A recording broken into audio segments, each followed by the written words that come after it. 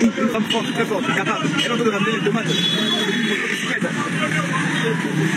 Regarde maman, elle est là. Cette vidéo tout à l'heure et franchement ça m'a fait très mal.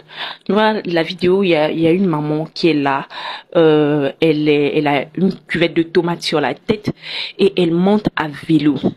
Et elle est en train de pédaler au goudron. D'abord, il y a risque d'accident. Ça, c'est un de deux. Sa marchandise peut tomber si ce n'est pas vraiment en équilibre.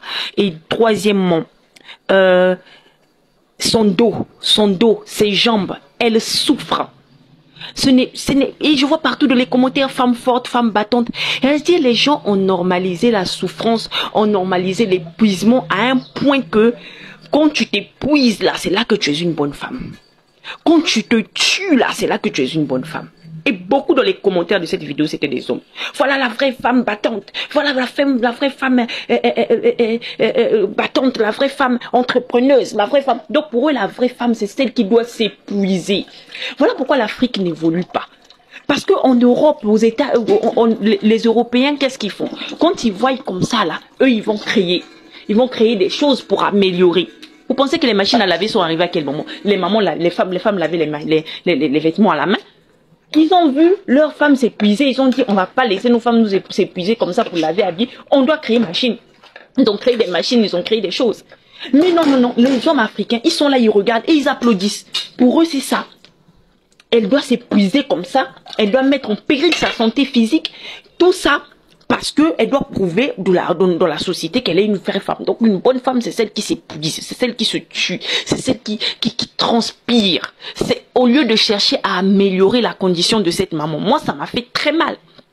Ça m'a fait très mal. Je me suis dit, mais dans quelles conditions difficiles est-ce que cette maman vit pour arriver jusqu'au point de faire des travaux aussi durs, aller d'une extrémité à une autre avec une cuvette sur la tête en train de pédaler sur un vélo.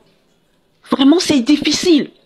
D'abord, le cou là, qui elle fait ça tous les jours, elle peut développer des maladies terribles. Le cou, le dos, les bras, les jambes. Elle est en train de s'épuiser. Mais non, on n'a pas pitié d'elle. Non, on n'a pas pitié. C'est ça la vraie femme battante. C'est ça la vraie femme entrepreneuse. C'est ça la véritable femme. Et ils sont là, ils sont tout contents. Donc, au fait, la société là aime tellement voir les femmes s'épuiser. Elles aiment tellement voir les femmes souffrir pour les glorifier. Donc, en fait, on glorifie la femme dans la souffrance. Non, mais c'est désolant.